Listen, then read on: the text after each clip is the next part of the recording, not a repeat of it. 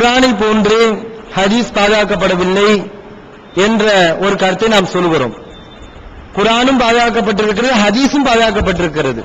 அதுல எந்த சந்தேகம் கிடையாது. குர்ஆனை நாம் ஆதாரமாக எடுப்போம், ஹதீஸையும் ஆதாரமாக எடுப்போம். அதில் எந்த விதமான சந்தேகம் இல்லை. ஆனா நம்ம சொல்லக்கூடியது என்னன்னா, குர்ஆன் ஹதீஸோட முரண்பட்டா குர்ஆன் ரொம்ப வலிமையான அடிப்படையில் பாதுகாக்கப்பட்டிருக்கிறது. அந்த வலிமையான பாதுகாப்பு ஹதீஸுக்கு இல்லை. குர்ஆன் பாதுகாக்கப்பட்ட மாதிரி இல்லை. பாதுகாப்பு இருக்கிறது, குர்ஆனுக்கு இருக்கிற மாதிரியான பாதுகாப்பு இல்லை. அதனால குர்ஆனுக்கு நம்ம முன்னுரிமை கொடுக்கணும் அப்படின்னு நம்ம சொல்றோம். இதை சொல்றதால ஹதீஸை மறுக்கிறோம்னா நம்மளால சொல்ல முடியாது. ஹதீஸை ஏற்றுக்கொள்ளத்தான் செய்கிறோம். இவர் எப்படி நம்முடைய இந்த வாசகத்தை திருப்புறாருன்னா, ஹதீஸ் பாதுகாக்கப்படவில்லை என்றால் ஹதீஸ் என்ன அர்த்தம்? ஹதீஸ் பாதுகாக்கப்படவில்லை என்று சொன்னால் அவர் ஹதீஸை நம்பாத காபிராகத்தான் இருக்க முடியும் அப்படிங்கிறாரு. எந்த குர்ஆனை நம்முடைய மூத்த மார்க்க அறிஞர்கள், சஹாபாக்கள், தாபிஈன்கள் பாதுகாத்து நமக்கு கொடுத்தார்களோ, அதே மூத்த அறிஞர்கள், அதே மூத்த மார்க்க மேதைகள் ரசூலுல்லாஹ்வுடைய ஹதீஸையும் பாதுகாத்து தரம் பிரித்து சரியானது இதுதான், போலியானது இது என்று இனம் பிரித்து காட்டிவிட்டார்களோ, இதற்கு பிறகு ஒருவர் ஹதீஸ் பாதுகாக்கப்படவில்லை என்று சொன்னார், அவர் ஹதீஸை நம்பாத காபிராகத்தான் இருக்க வேண்டும். ஹதீஸ் பாதுகாக்கப்படவில்லை என்று சொன்னால் அவர் ஹதீஸை நம்பாத காபிராகத்தான் இருக்க முடியும் அப்படிங்கிறார். நம்ம அப்படி சொன்னோமா? ஹதீஸ் பாதுகாக்கப்படவில்லை என்று சொன்னோமா? வார்த்தையை திரிக்கிறார் பாருங்க. ஹதீஸ் பாதுகாக்கப்படவில்லை என்று சொன்னால் நம்ம அப்படி சொன்னோமா? ஹதீஸ் பாதுகாக்கப்படவில்லை என்று சொன்னோமா? குர்ஆன் பாதுகாக்கப்பட்டதை போன்று பாதுகாக்கப்படவில்லை. பாதுகாக்கப்பட்டிருக்கிறது, குர்ஆனை போன்று பாதுகாக்கப்பட்டிருக்கிறதா? குர்ஆனும் ஹதீஸும் முரண்பட்டால் குர்ஆனை போன்ற பாதுகாப்பு இல்லை என்ற காரணத்தினால் குர்ஆனுக்கு முன்னுரிமை கொடுங்கள் என்று நாம் சொல்கிறோம். இதை திருச்சி ஹதீஸ பாதுகாக்கப்படலன்னு நீங்க சொல்றாங்க, இவர்கள் சொல்கிறார்கள் என்று நம் மீது நாம் சொல்லாத ஒரு அவதூறை சொல்கிறார்கள். எப்படிப்பட்ட அவதூறு? ஹதீஸ் பாதுகாக்கப்படல நம்ம சொன்னோமா? ஆனா அப்படி சொல்றாரு. அன்பிற்குரிய சகோதரர்களே, நீங்கள் விளங்கிக் கொள்ள வேண்டும், ரசூல் ஸல்லல்லாஹு அலைஹி வஸல்லம் அவர்கள் இந்த குர்ஆனை எப்படி சஹாபாக்களுக்கு சொன்னாங்க? குர்ஆன் எப்படி பாதுகாக்கப்பட்டது? வருடா வருடம் ஜிப்ரீல் வருவார், வந்து நபி ஸல்லல்லாஹு அலைஹி வஸல்லம் அவங்களுக்கு குர்ஆனை ஓதி காமிப்பார், ஓதி காமித்து குர்ஆனை பலப்படுத்துவார். வருடா வருடம் வருவார். நபிகள் நாயகம் மரணித்த போது 2 தடவை வருகிறார். கடைசி தடவையாக 2 முறை குர்ஆனை நல்ல இதுதான் குர்ஆன், எந்த விதமான தப்பும் இல்லாமல் திரும்ப திரும்ப சொல்லி குர்ஆனுக்கு ஒரு வலிமையான ஒரு பாதுகாப்பை ஏற்படுத்துகிறார் ஜிப்ரீல் அலைஹிஸ்ஸலாம். இப்படி ஹதீஸுக்கு இருக்கிறதா? நாம் சொல்லக்கூடிய இந்த விஷயங்களை நியாயமாக சிந்திக்க வேண்டும். சும்மா சொல்லிட்டு போயிடுறதா ஹதீஸை மறுக்கிறாங்கன்னு கேட்கக்கூடிய கேள்விக்கு பதில் இருக்கா? இந்த கேள்விக்கு பதில் என்ன? குர்ஆனுக்கு நபி ஸல்லல்லாஹு அலைஹி வஸல்லம் ஜிப்ரீல் இப்படி வருடா வருடம் குர்ஆனை பலப்படுத்தி போனாரே, இந்த மாதிரி ஹதீஸை பலப்படுத்திட்டு போனாரா? இது நம்முடைய கேள்வி. இது ஒண்ணு. இன்னொன்று, குர்ஆன் இறங்கிய அந்த காலகட்டத்தில் நபி ஸல்லல்லாஹு அலைஹி வஸல்லம் அவர்கள் சஹாபாக்களுக்கு குர்ஆனை எழுத சொன்னாங்க. குர்ஆனை எழுதி வைங்கன்னு சொன்னாங்க. சஹாபாக்கள் எழுதி வைத்தார்கள், ஏட்டிலே எழுதப்பட்டது. ஹதீஸை எழுதி வைக்க வேண்டாம்னு சொன்னாங்க. ஏன்னா குர்ஆனோட ஹதீஸ் என்ன செய்யும்? குழம்பி விடும். அதனால ஹதீஸ் எழுதி வைக்க வேண்டாம், முதல் குர்ஆன் என்ன செய்யுங்க, எழுதி வைங்கங்க. நபி ஸல்லல்லாஹு அலைஹி வஸல்லம் அவர்கள் இந்த குர்ஆனை தான் என்ன செய்ய முத எழுதி வைக்க சொன்னாங்க. இது ஒரு வகையான பாதுகாப்பு. மூன்றாவதாக, சஹாபாக்கள் இந்த குர்ஆனை தொகுத்தார்கள். எப்ப தொகுத்தாங்க?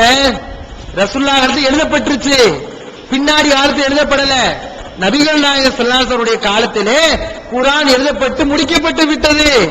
ஆனால் ஒன்றாக திரட்டப்படவில்லை. அதுதான் விஷயம். ஏட்டளவில் முழுமையாக திரட்டப்பட்டு இந்த மாதிரி ஒரு புத்தகமா இல்லை. அதுதான் விஷயம். அப்ப சஹாபாக்கள் என்ன பண்றாங்கன்னா, எல்லா சஹாபாக்கள் கூடி இதுதான் குர்ஆன் அப்படின்னு என்ன பண்றாங்க?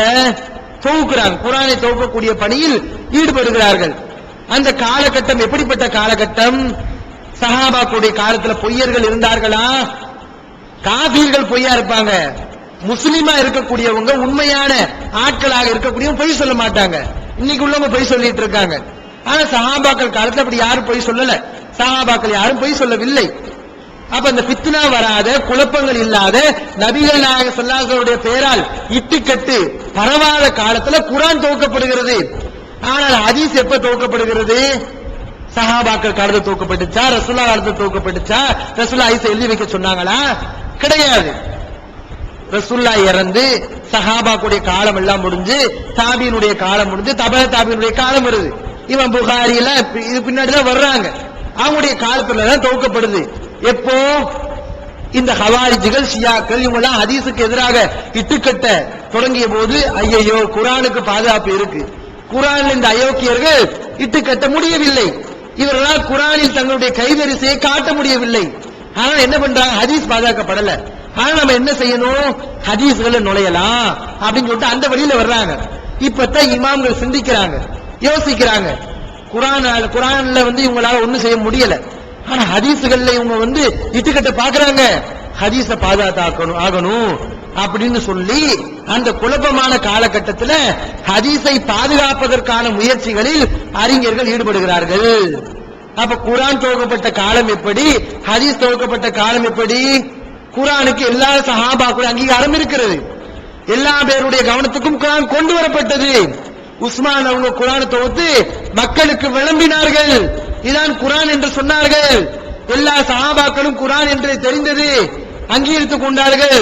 எந்த ஒரு சஹாபியும் உஸ்மான் போய் இல்ல நீ குர்ஆன்ல இல்ல சேர்த்துட்டேன்னு சொல்லவில்லை. எல்லா பேருடைய கவனத்துக்கு கொண்டு வரப்பட்டது, ஒட்டுமொத்த முஸ்லிம் சமுதாயத்துடைய கவனத்துக்கு கொண்டு வரப்பட்டது. ஆனால் ஹதீஸ்கள் எப்படி எல்லா சமுதாயத்துடைய கவனத்துக்கு கொண்டு வரப்பட்டதா? எல்லா சஹாபியுடைய கவனத்துக்கும் கொண்டு வரப்பட்டதா? அப்ப விளங்க வேண்டாமா? புரிய வேண்டாமா? இந்த மாதிரி வித்தியாசங்கள் இருக்கத்தானே செய்யுது. ஹதீஸுக்கு பாதுகாப்பு இருக்கிறது. மனிதனுடைய சொல்லுக்கெல்லாம் இல்லாத ஒரு பாதுகாப்பு. இன்னைக்கு தந்தை பெரியாரு, எம்ஜிஆர் அப்படி சொன்னாரு, கருணாநிதி இப்படி சொன்னாரு நீங்க சொல்லுவாங்க. அதுக்கெல்லாம் அறிவிப்பாளர் தொடர் இருக்கா? இல்லை. யாருக்குமே இல்லாத ஒரு சிறப்பம்சத்தை நபிகள் நாயகம் ஸல்லல்லாஹு அலைஹி வஸல்லம் சொல்லுக்கு, அவருடைய கூட்டுக்கு வைக்கிறோம். அந்த அடிப்படையில் அது ஆதாரம், நல்லவர்கள் சொல்றார்கள் என்ற அடிப்படையில் நம்ம ஏத்துக்கிறோம், பிரச்சனை இல்லை. ஆனா குர்ஆனும் ஹதீஸும் முரண்படும் போது நம்ம என்ன செய்யறோம்? ஹதீஸை அணுகக்கூடிய முறையை நம்ம பார்க்கிறோம். ஹதீஸை எப்படி ஹதீஸ்களை அறிஞர்கள் அணுவார்கள்? இவங்களுக்கு ஹதீஸ்களை பத்தி தெரியல, ஞானம் இல்ல, படிக்கிறது இல்ல, சும்மா பேசுறது, திட்டுறது. ஆனா ஹதீஸ்களை படிச்சாங்கன்னா இப்படிலாம் பேச மாட்டாங்க. ஒரு ஹதீஸை சரிகாணுவதாக இருந்தால் அறிவிப்பாளர் தொடர பார்ப்பாங்க, செய்தியையும் பார்ப்பாங்க, ரெண்டையும் பார்ப்பாங்க. ரெண்டுமே சரியா இருந்தாதான் சரி. அறிவிப்பாளர் தொடர்ல நல்ல வலிமையான ஆளா இருப்பாங்க, ஆனா செய்தி பார்த்தா மோசமா இருக்கும். இப்ப அறிஞர் என்ன பண்ணுவாங்க? முன்கருன்னு சொல்லுவாங்க, இது மறுக்கப்பட வேண்டிய செய்தின்னு சொல்லுவாங்க. அறிவிப்பாளர் தொடர் சரியா இருக்கே, வலிமையான ஆட்களா இருக்கிறாங்களே. வலிமையான இருந்தா என்ன? செய்தி முக்கியத்துவம். ரிவாயத்து திராயத்துன்னு ஒண்ணு இருக்கு. ரிவாயத்துனா அறிவிப்பாளர் தொடர பார்க்கிறது, திராயத்துனா அந்த செய்தியை பார்க்கிறது. இந்த ரெண்டையும் பார்ப்பாங்க. இமாம் ரஹபி எல்லாம் இந்த அடிப்படையை வச்சு எவ்வளவோ சரியான அறிவிப்பாளர் தொடரின் மூலம் வரக்கூடிய பல ஹதீஸ்களை முன்கருன்னு சொல்லியிருக்காங்க. ஏன்னா கருத்து சரியில்லை, அதுக்காக அப்படி சொல்லியிருக்காங்க. அந்த அடிப்படையில் இந்த ஹதீஸ்களுடைய அறிவிப்பாளர் தொடர் சரியா இருந்தாலும் இதனுடைய கருத்துக்கள் சரியில்லை. அதனால ஹதீஸ்களின் விதியின் அடிப்படையில் இது ஒரு நிபந்தனைக்கு உட்படாத காரணத்தினால் இது பலகீனமான செய்தி நம்ம சொல்றோம். இதை விமர்சிக்கிறார். அதனால இது எந்த விதமான அடிப்படையும் இல்லாத செய்தி. குர்ஆனை போன்று ஹதீஸ் பாதுகாக்கப்படவில்லை, ஹதீஸ் பாதுகாக்கப்பட்டிருக்கிறது. ஹதீஸும் ஆதாரம், குர்ஆனும் ஆதாரம். நான் கேட்கிறேன், என்னமோ முரண்பாடு வராத மாதிரி பேசுறாங்களே. ஹதீஸ் கையில ஒண்ணு இருக்கு, முல்தரபுன்னு இருக்கு. முல்தரபுனா என்னது? ஹதீஸ்களுக்கு மத்தியில முரண்பாடு இருக்கும். அதனுடைய அறிவிப்பாளர்கள் ரொம்ப சூப்பராக இருப்பார்கள், குறையே சொல்ல முடியாது, ரொம்ப வலிமையான ஆட்கள். ஆனா முரண்பாடு இருக்கும் ஹதீஸ்களுக்கு மத்தியில. அப்ப அறிஞர் என்ன பண்ணுவாங்க? கருத்துல முரண்பாடு இருக்கனால ஆட்கள் ரொம்ப சூப்பரா இருந்தாலும் கருத்துக்கள் முரண்பாடு வருது, என்ன செய்ய? நிறுத்தி வைன்னு சொல்லி முல்தரபுன்னு சொல்லுவாங்க. ஹதீஸ்களுக்கு மத்தியில முரண்பாடு வருது. அப்படி வரும்போது அறிஞர்கள் ஏத்துக்கிற மாட்டாங்க. குர்ஆனுக்கு முரண்பாடு வந்தா அப்ப என்ன செய்யக்கூடாதா? ஹதீஸ் ஏத்துக்கணுமா, குர்ஆனை விட்டுறணுமா? இது என்ன அடிப்படைங்கிற இன்னும் பாருங்க. இந்த குர்ஆனை போன்ற ஹதீஸ் பாதுகாக்கப்படவில்லை என்று நம்ம சொல்றதுனால நம்ம எல்லாம் காஃபிர்னு சொன்னா யாரு காஃபிர் ஆகுவா? இமாம் அல்பானி காஃபிர்னு இவங்க சொல்லணும். அல்பானி இமாம் என்ன சொன்னாரு? இமாம் அல்பானி அவங்க புகாரி முஸ்லிம சிறப்பிச்சு சொல்றாரு.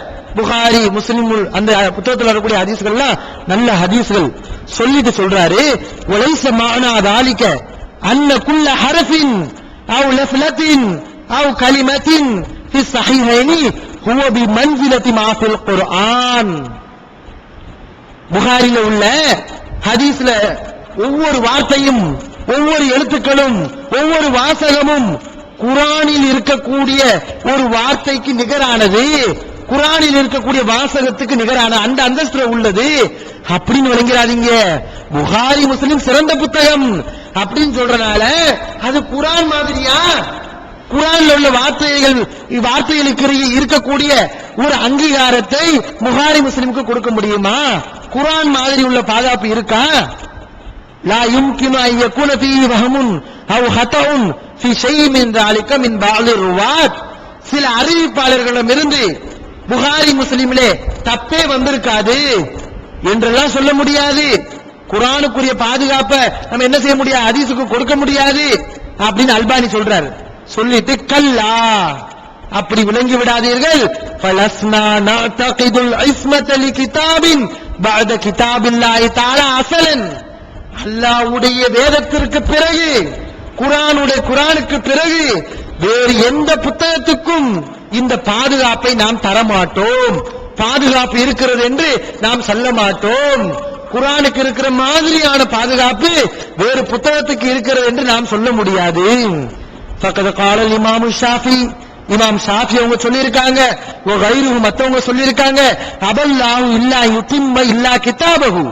அல்லாஹ் தன்னுடைய வேதத்தை திருக்குர்ஆனை மட்டும்தான் பூரணப்படுத்த நாடுகிறான் என்று ஷாஃபி இமாம் சொல்லியிருக்கார். ولا يمكن ان يدعي ذلك احد من اهل العلم ممن درسوا الكتابين دراسة تفهموا. புகாரி முஸ்லிமை விளங்கிக் கொள்ளக்கூடிய விதத்தில் விளங்கிய ஒரு அறிவாளி குர்ஆன் மாதிரி தான் புகாரி, குர்ஆன் மாதிரி தான் முஸ்லிம், குர்ஆன் மாதிரி தான் திர்மிதி என்ற அறிவாளி சொல்ல மாட்டான். யாரு சொல்லுவான்? ஹதீஸை படிக்காத ஜாஹில் சொல்லுவான், குர்ஆனை படிக்காத முட்டாள் சொல்லுவான். அல்பானி சொல்லியிருக்காரு. குர்ஆன் மாதிரி ஆகாதுன்னு சொல்லியிருக்காரு. அதான் நாங்களும் சொல்றோம், குர்ஆன் மாதிரி இல்ல, பாதுகாப்பு இருக்கு, குர்ஆன் மாதிரி இருக்கா, அதுதான் நம்ம சொல்றோம். அப்ப அல்பானிய சொல்லிருவோமா? ஹதீஸை ஏற்றுக்கொள்ளாத காஃபிர். ஷாஃபி இமாம சொல்லிருவோமா? ஹதீஸை ஏற்றுக்கொள்ளாத காஃபிர் சொல்லிருவோமா? எப்படிப்பட்ட வாசகங்கள்! ஒவ்வொரு மாதமும் குர்ஆனை ஓத வேண்டுமா? இது சம்பந்தமான ஒரு பிரச்சனை. அவர் பேச்சு வாக்குல ஒரு விஷயத்தை விமர்சனம் செஞ்சுட்டு போறார். பிஜே அவங்க குர்ஆன்ல எழுதியிருக்காங்களாம். எப்படி எழுதியிருக்காங்களாம்? ஒவ்வொரு மாதமும் குர்ஆனை ஓதி முடிக்க வேண்டும் என்பதற்கு எந்த ஆதாரமும் இல்ல, ஹதீஸ்கள்ல காண கிடைக்கவில்லை அப்படின்னு பிஜே எழுதியிருக்காரு. ஆனா ஹதீஸை படிக்காத ஜாஹில் இவரு, ஆனா ஹதீஸ்ல இருக்கு அப்படின்னு புகாரில உள்ள ஒரு ஹதீஸை சொல்றார். சில இடங்களில் இவர்கள் எழுதி வைத்திருக்கிறார்கள். பிஜே அவர்கள் தங்களுடைய தஃசீர்களிலே, தங்களுடைய குறிப்பேடுகளிலே ஹதீஸிலே எங்குமே காண கிடைக்கவில்லை குர்ஆனை ஒரு மாதத்திற்கு ஒரு முறையாவது ஓத வேண்டும் என்று.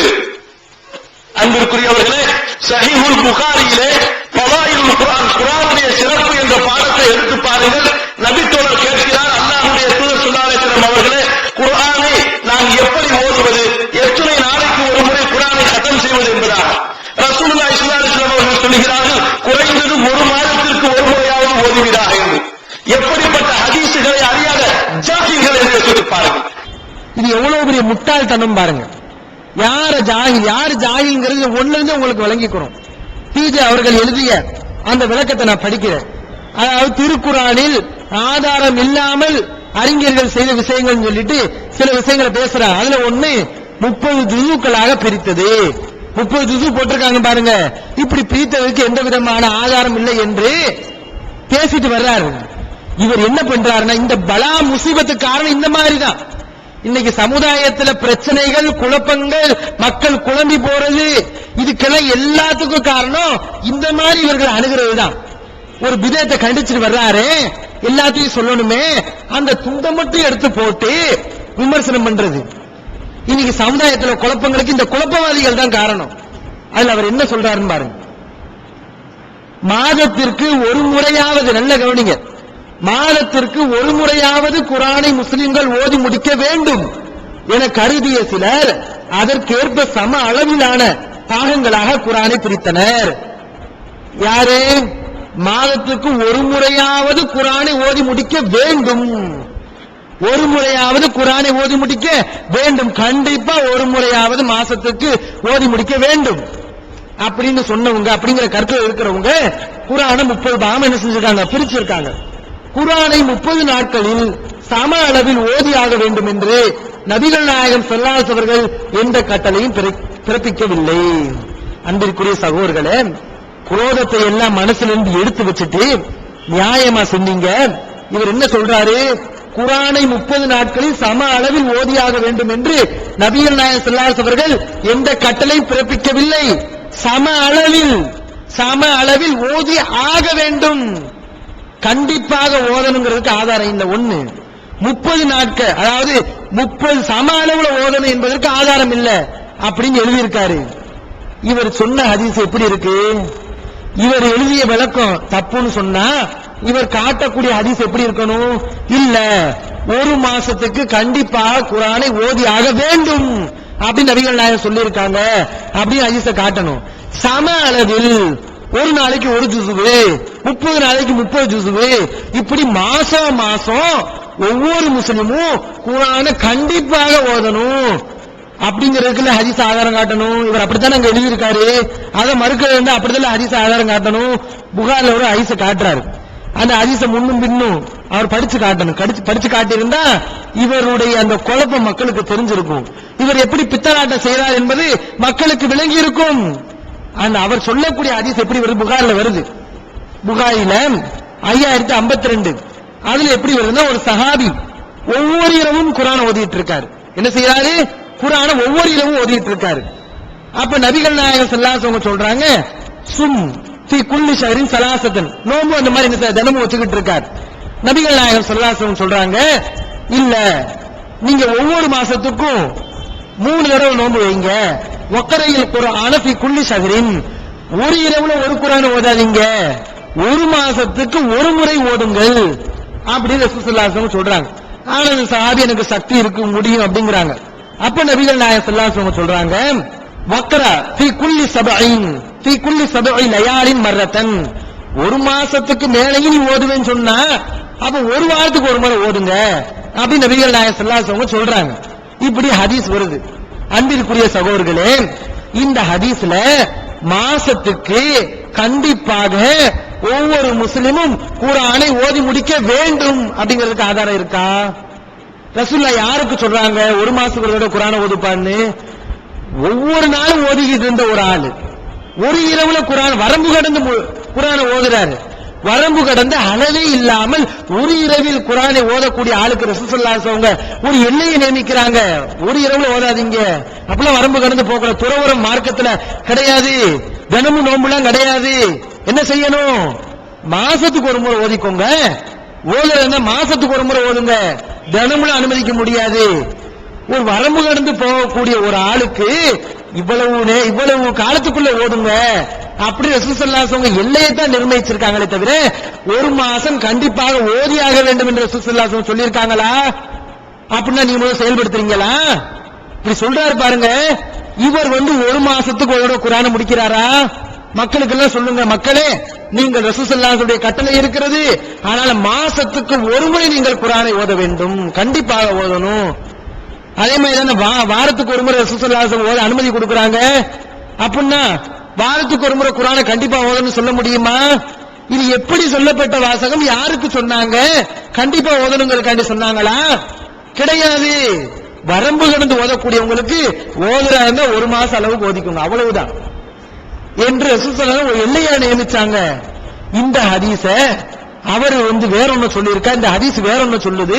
இது அதுக்கு முடிச்சு போட்டு ஹதீஸை படிக்காத ஜாஹில்ங்கிறாரு. யார் ஜாஹில்? நீங்க தான் ஹதீஸை படிக்காத ஜாஹில். ஹதீஸை ஒழுங்கா படிக்காத மக்களை குழப்பறீங்க, மக்களை ஜாஹில் ஆக்குறீங்க, மூடனை ஆக்குறீங்க. அப்ப பாக்குற சம்பந்தம் இல்லாத ஹதீஸை சொல்லி அவர் கண்டிப்பு கட்டாயம் ஓதணுங்கிறதுக்கு ஆதாரம் இல்லைங்க எழுதியிருக்காரு, சம அளவுல ஓதணுங்கிறதுக்கு ஆதாரம் இல்லைன்னு எழுதியிருக்காரு. சம்பந்தம் இல்லாத ஹதீஸை சொல்லி அவரை ஜாஹில் இவர் சொல்றாரு. அன்பிற்குரிய சகோதரர்களே, அடுத்த விஷயம், இந்த அலிஃப் லாம் மீம் இது சம்பந்தமான ஒரு பெரிய சர்ச்சை. என்ன சர்ச்சை என்றால், குர்ஆன்ல சில சூறாக்களுக்கு முன்னால் அலிஃப் லாம் மீம், அலிஃப் லாம் ரா, காஃப் ஹா யா ஐன் சாத், அலிஃப் லாம் சாத், காஃப் நூன், இந்த மாதிரி சில எழுத்துக்கள் வருது. இந்த எழுத்துக்களுக்கு சகோதரர் பிஜே அவங்க என்ன விளக்கம் கொடுத்திருக்காங்கன்னா, இந்த எழுத்துக்களுக்கு ஏதோ ஒரு விளக்கம் இருந்ததா நமக்கு தெரியல. தெரிந்தா அல்லாஹ் சொல்லியிருப்பான். அல்லாஹ் விளங்காத ஒரு விஷயத்தை என்ன செய்ய மாட்டான், பேச மாட்டான். இது அன்றைய அரபுகள்கிட்ட இருந்த ஒரு வழக்கு அப்படின்னு விளக்கம் கொடுக்கிறார். ஒரு நீண்ட விளக்கம். இப்ப இவர் என்ன சொல்றாருன்னா, இந்த எழுத்துக்களுக்கு அர்த்தம் இருக்கு. எந்த எழுத்துக்களுக்கு? இந்த காஃப்ராயா ஹுரூஃபே முகத்தான்னு சொல்லுவாங்க, துண்டு துண்டான எழுத்துக்கள். இந்த எழுத்துக்களுக்கு அர்த்தங்கள் இருக்கிறது. ஆனா அந்த அர்த்தம் நமக்கு தெரியாது, அல்லாஹ்வுக்கு தான் தெரியும் அப்படிங்கிறாரு. இப்படி இந்த விளக்கத்துக்கு என்ன ஆதாரம் அப்படின்னு சொன்னா, ஒரு வசனத்தை என்ன செய்யறாருன்னா, தப்பு தப்பா வசனத்தை விளக்கம் கொடுக்கிறார். அல்லாஹ் குர்ஆன்ல சொல்கிறான், ஹுவல்லதி அன்ஸல அலைக்கல் கிதாப, அவன்தான் உங்கள் மீது இந்த வேதத்தை அருளி இருக்கிறான். மின்ஹு ஆயாத்துன் முஹ்கமாத்துன், இதிலே உறுதியான வசனங்கள் இருக்கிறது. உம்முல் கிதாப், இதுதான் வேதங்களுடைய அடிப்படை, தான் வேதத்தினுடைய அடிப்படை. உஹர் முத்தஷாபிஹாத்துன், இன்னொரு சில வசனங்கள் இருக்கிறது, அது முத்தஷாபிஹாத்தான வசனங்கள், பல பொருள் தரக்கூடிய வசனங்கள். தம்மல்லதீன ஃபீ குலூபிஹிம் ஸைகுன், இதெல்லாம் அவர் சொல்லல. பின்னாடி உள்ள அந்த இதெல்லாம் அவர் ஒழுங்கா மக்களுக்கு விளக்கல. யாருடைய உள்ளத்துல வழிகேடு இருக்கிறதோ ஃபயத்தபிஊன மா தஷாபஹ மின்ஹு, முத்தஷாபிஹை பின்பற்றுவார்கள். எதுக்கு? இப்திகா அல் ஃபித்னதி வப்திகா தஅவீலிஹி, தப்பான விளக்கத்தை தேடி தப்பான அர்த்தத்தை கொடுக்கிறதுக்காக வேண்டி அந்த வசனங்களுக்கு விளக்கத்தை தேடுவாங்க. உமா யஅலமு தஅவீலஹு இல்லல்லாஹு, அதனுடைய விளக்கத்தை அல்லாஹ்வும் வர்ராசிகுன ஃபில் இல்மி, கல்வியிலே தேர்ச்சி பெற்றவர்களையும் தவிர வேறு யாரும் அறிய முடியாது. யக்கூனூன, அந்த கல்வியிலே தேர்ச்சி பெற்றவர்கள் சொல்வார்கள், ஆமன்னா பிஹி, இதை நாங்க நம்புறோம், குல்லு மின் இன்தி ரப்பினா, எல்லாமே எங்களுடைய இறைவனிடமிருந்து வந்ததுதான். உமா யஸ்ஸக்கரு இல்லா உலுல் அல்பாப், அறிவாளிகளை தவிர யாரும் படிப்பினை பெற மாட்டார்கள் என்று அல்லாஹ் இந்த வசனத்தை என்ன செய்யறான், சொல்லிக் கொண்டு வருகிறான். இப்ப இவர் இந்த வசனத்துல 2 இடங்கள்ல தப்பு செய்யறாரு. 2 இடங்கள்ல தப்பான அர்த்தம். ஒன்னு, முத்தஷாபியத்தான வசனம் நல்லா சொல்றான்ல, இந்த முத்தஷாபியத்தான வசனம் சொன்னா இந்த எழுத்துக்கள் தான் சூறாக்கு முன்னாடி வருது பாருங்க, இந்த எழுத்துக்களை தான் அல்லாஹ் முத்தஷாபியத்தான்னு சொல்றான். இது அவர் சொல்லக்கூடிய ஒரு வழக்கம். இன்னொரு வழக்கம், அல்லாஹ்வை தவிர வேறு யாரும் அறிய முடியாது, அப்படித்தான் அர்த்தம் வைக்கணும். அல்லாஹ்வையும் கல்வியிலே தேர்ச்சி பெற்றவங்களையும் தவிர வேறு யாரும் அறிய முடியாது அப்படின்னு அர்த்தம் வைக்க கூடாது சொல்றார். இது இந்த மாதிரி 2 வகையான விளக்கத்தை அவர் சொல்றார். இந்த 2 விளக்கமும் தப்பு. எப்படி தப்பாகுது? இதற்குரிய விளக்கத்தை நம்ம ஹதீஸ்ல பார்க்கணும், ஹதீஸ தேடணும், நபிகள் நாயகம் சொல்லியிருக்காங்கன்னு பார்க்கணும். இந்த விளக்கத்தை கொடுத்தாருல்ல, இவருடைய அடிப்படை என்ன?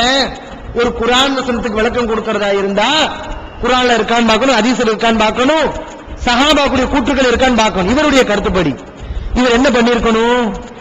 இந்த வசனம் முத்தஷாபியாத்துனா இந்த எழுத்துக்கள் தான் முத்தஷாபியாத்து அப்படின்னு சொல்றாரு பாருங்க. இதுக்கு குர்ஆன்ல இருந்து ஆதாரம் காட்டினாரா, ஹதீஸ் வந்து ஆதாரம் காட்டினாரா? சரி, இந்த 2ஐயும் விடுங்க. இவர் ஏத்துக்கொண்ட சஹாபாவுடைய கூட்டுக்கள் இருந்தாலும் ஆதாரம் காட்டினதா? இதுல இல்லான்னா சொன்னா அவன் நரகவாசின்னு சொன்னார்ல. ஆனா இவர் என்ன ஆதாரம் காட்டுறாரு தெரியுமா? பெல்ட் அடிக்கிறத பாருங்க. எல்லா மார்க்க அறிஞர்களும், ஜும்ஹூர் உலமா, எல்லா மார்க்க அறிஞர்களும், எல்லா ஹதீஸ்களை வல்லுநர்களும் இந்த கருத்தை தான் சொல்லி. எந்த கருத்தை? முத்தஷாபியாத்துன்னு சொன்னா அது இந்த அலிஃப் லாம் மீம், அலிஃப் லாம் ரா, இந்த எழுத்துக்கள் தான் முத்தஷாபியாத்து அப்படி எல்லா அறிஞர்களும் சொல்லியிருக்காங்கல்ல. பொய், பச்சை பொய். எல்லா அறிஞர்களும் சொல்லவே இல்லை, பொய் சொல்கிறார். சஹாபாவுடைய விளக்கம் எங்க இல்ல? சஹாபாவுடைய விளக்கம் என்ன? வாயை வச்சுட்டு சும்மாவுல இருக்கணும். ஏன் நீங்க இப்படி அறிஞர்கள் விளக்கம் கொடுத்திருக்காங்கன்னு ஏன் சொல்றீங்க? ஏன் அறிஞருடைய விளக்கத்துக்கு தாவுறீங்க? சஹாபாக்க சொல்லாம வாயை வச்சுட்டு சும்மாவுல இருக்கணும். அப்ப இந்த இடத்துல பாக்குறோம், சஹாபாக்குடைய விளக்கம் இல்ல, குர்ஆன்ல விளக்கம் இல்ல, ஹதீஸுடைய விளக்கம் இல்லை என்று அவர் நம்பிக்கொண்ட அறிஞருடைய விளக்கத்துக்கு போறாரு. அடிப்படை இல்லாம தாவுறது, பேசிக் கிடையாது. அங்கிருந்து இங்க வர்றது, இங்கிருந்து அங்க வர்றது, இப்படி தாவிக்கிட்டே இருக்கிறது. இப்படி அவர் செய்து கொண்டு இருக்கிறார். ஆனா இந்த வசனத்துக்குரிய உண்மையான விளக்கத்தை நம்ம ஹதீஸ்கள்ல போனா பார்க்கலாம். புகாரில் இந்த ஹதீஸ் வருது, 4183வது ஹதீஸ், அகமதில் 23079வது ஹதீஸ். அதுல நபிகள் நாயகம் ஸல்லல்லாஹு அலைஹி அவர்கள் இந்த வசனத்தை சுட்டி காட்டியே ஒரு வாசகத்தை சொல்றாங்க, இந்த வசனத்தை ஓதுறாங்க. ஓதிட்டு فَإِذَا رَأَيْتُمُ الَّذِينَ يُجَادِلُونَ فِيهِ இந்த குர்ஆனிலே முத்தஷாபியத்தான வசனங்களிலே வாதிடக்கூடியவர்கள் விவாதம் செய்யக்கூடியவர்களை நீங்கள் கண்டால் ஃபஹுல்லதீன அனல்லாஹு அஸ்ஸ வஜல்ல நீங்கள் தெரிந்து கொள்ளுங்கள் இவர்களை பற்றித்தான் அல்லாஹ் இந்த வசனத்தில் பேசுகிறான் ஃபஹ்தருஹும் எச்சரிக்கையாக இருங்கள் அப்படி நபிகள் நாயகம் ஸல்லல்லாஹு அலைஹி வஸல்லம் அவங்களை எச்சரிக்கிறாங்க. அல்லாஹ் அந்த வசனத்துல பின்னாடி என்ன சொல்றான் ஃபயத்தபிஊன மா தஷாபஹ மின்ஹு குர்ஆன்ல உறுதியான வசனங்கள் இருக்கிறது, முத்தஷாபியத்தான வசனங்கள் இருக்கிறது. உறுதியான தெளிவான வசனங்களை விட்டுருவாங்க, விட்டுட்டு என்ன செய்வான் பல பொருள் தர்ற மாதிரி இருக்கு அந்த வசனத்தை அவன் கடைபிடிப்பான், அவர்கள் கடைபிடிப்பார்கள். எதுக்கு இப்திகா அல் ஃபித்னதி இப்திகா தஅவீலிஹி தப்பான விளக்கத்தை கொடுக்கிறதுக்காக வேண்டி, ஒரு ஷிர்க் ஆதரிக்கிறதுக்காக வேண்டி, ஒரு பிதஅத்தை நிலைநாட்டுவதற்காக, தப்பான அர்த்தத்தை கொடுக்கிறதுக்காக வேண்டி முத்தஷாபியத்தை பின்பற்றுவார்கள் அப்படின்னு அல்லாஹ் சொல்றான். அன்பிற்குரிய சகோதரர்களே, இப்போது நீங்கள் யோசிக்க வேண்டும், இந்த அலிஃப் லாம் மீம் அலிஃப் லாம் ரா நமக்கு அர்த்தம் தெரியாத இந்த எழுத்துக்கள் தான் முத்தஷாபியத்தான எழுத்துக்கள் சொன்னா எப்படி அதுல தர்க்கம் செய்ய முடியும்? அதுல எப்படி தப்பான கருத்துல உள்ளவர்கள் தங்களுடைய கருத்துக்கு சான்றாக அந்த வசனங்களை எப்படி ஆதாரமாக காட்ட முடியும்? அதான் அர்த்தமே நமக்கு தெரியலையேங்க. காஃப் இதுக்கு என்ன அர்த்தம், நூன் இருக்கு இதுக்கு என்ன அர்த்தம் நமக்கு தெரியாதுன்னு சொல்லிட்டீங்க, அல்லாஹ் ஆலம்டீங்க. ஆமா அர்த்தம் இல்லதான், பீஜா உங்களுக்கு சொல்லியிருக்காங்க இதுக்கு எந்த அர்த்தமும் சொல்ல முடியாதுன்னு. அல்லாஹ் முத்தஷாபியாத்தோ நீங்க ஃபிட் பண்றீங்க பாருங்க, முத்தஷாபியாத்னா இந்த எழுத்துக்கள் தான் சொல்லி அது தப்பு. ஏன் தப்பு? அல்லாஹ் சொல்கிறான் முத்தஷாபியத்தான வசனங்களை வச்சு தப்பான கொள்கைக்கு ஆதாரம் காட்டுவார்கள் என்று. முத்தஷாபியத்தான வசனங்கள்னா இந்த தனித்தனி எழுத்துக்கள் சொன்னா அதை எப்படி ஒரு ஷிர்க்குக்கு ஆதாரமா காட்ட முடியும்? அதை எப்படி ஒரு பிதஅத்துக்கு ஆதாரமாக காட்ட முடியும்? ஒரு பொருளை கொடுத்தால்தான் அதை ஆதாரமாக காட்ட முடியும். அதில் இருந்து என்ன விளங்குது?